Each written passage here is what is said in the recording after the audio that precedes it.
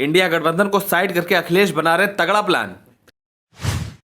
अखिलेश यादव बिहार के सीएम के साथ मिलकर बीजेपी को धूल चटाने की कर रहे तैयारी। अखिलेश के इंडिया गठबंधन की बैठक में न शामिल होने की वजह आई सामने। कांग्रेस के साथ अखिलेश की नहीं बन पा रही है यूपी में तालमेल, इसलिए अखिलेश छुप छुप कर नीतीश के साथ कर रहे हैं प्लानिंग। चलिए आपको बताते हैं अखिलेश यादव का नीतीश कुमार के साथ क्या है प्लान। 5 राज्यों में चुनाव खत्म होने के बाद इंडिया गठबंधन की बैठक बुलाई गई, लेकिन बैठक में ममता बनर्जी, नीतीश कुमार और अखिलेश यादव न जाने से मना कर दिए, जिसके बाद से कई तरह के सवाल भी उठने लगे। सबसे पहले ममता बनर्जी, फिर अखिलेश यादव और उसके बाद नीतीश कुमार का इनकार। ये महज संयोग नहीं है, इंडिया गठबंधन के क्षेत्रीय दलों का ये एक तरह का प्रयोग है। विपक्षी गठबंधन में रहते हुए जेडीयू, समाजवादी पार्टी, टीएमसी और आम आदमी पार्टी एक प्रेशर ग्रुप बनाने की तैयारी में है। ऐसा करने से सीटों के बंटवारे के समय कांग्रेस अपनी मनमानी नहीं कर पाएगी। इसके अलावा सीट शेयरिंग का फार्मूला राज्यों में अपने हाथों से रखने की रणनीति है। दिल्ली से लेकर उत्तर प्रदेश, बिहार और पश्चिम बंगाल तक यही स्ट्रेटजी क्षेत्रीय दल आजमा रहे हैं। मध्य प्रदेश में सीट शेयरिंग न होने की वजह से सपा और कांग्रेस में खटपट चल रही है। उन दिनों अखिलेश यादव और कमलनाथ में आर पार की लड़ाई भी देखने को मिली थी। दोनों एक दूसरे को खूब खरी खोटी सुना रहे थे। कांग्रेस के वादे के बावजूद कमलनाथ ने समाजवादी पार्टी के साथ समझौता नहीं किया।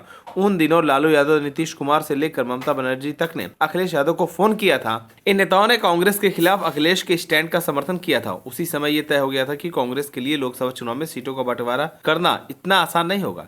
इंडिया गठबंधन के सहयोगी दलों ने कांग्रेस से 30 अक्टूबर तक सीट शेयरिंग का फार्मूला तय करने की डेडलाइन दी थी, लेकिन विधानसभा चुनाव में व्यस्तता के कारण बहाना कर कांग्रेस बात को टाल गई थी।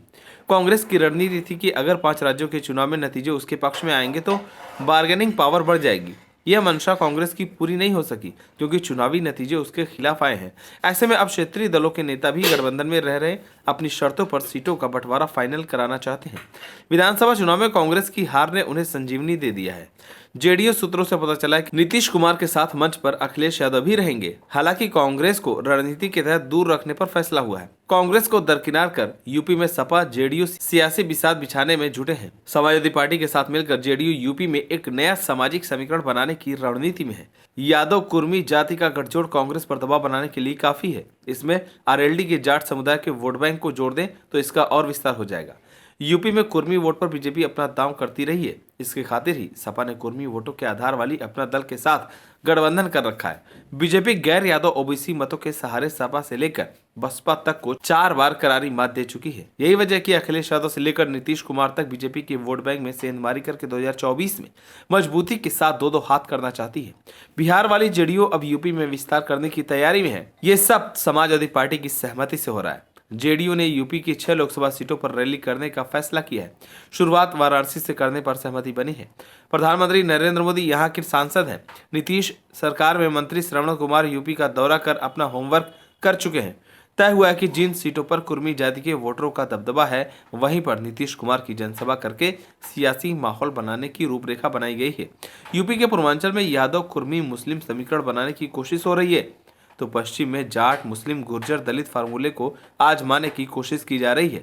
अखिलेश यादव अगर नीतीश कुमार और जयंत चौधरी के साथ ये समीकरण बनाने में कामयाब रहते हैं तो फिर कांग्रेस को अपनी शर्तों पर ही गठबंधन में रखेंगे और सीट भी अपनी मर्जी से देंगे। यह बात अखिलेश यादव कह चुके हैं कि यूपी में सीट देने का काम सपा करेगी। आप सभी को क्या लगता है, नीतीश कुमार और अखिलेश यादव मिलकर यूपी की बीजेपी को बाहर का रास्ता दिखा पाएंगे या नहीं? हमें कमेंट कर जरूर बताएं। अगर आप नए हैं तो हमारे चैनल को सब्सक्राइब करें।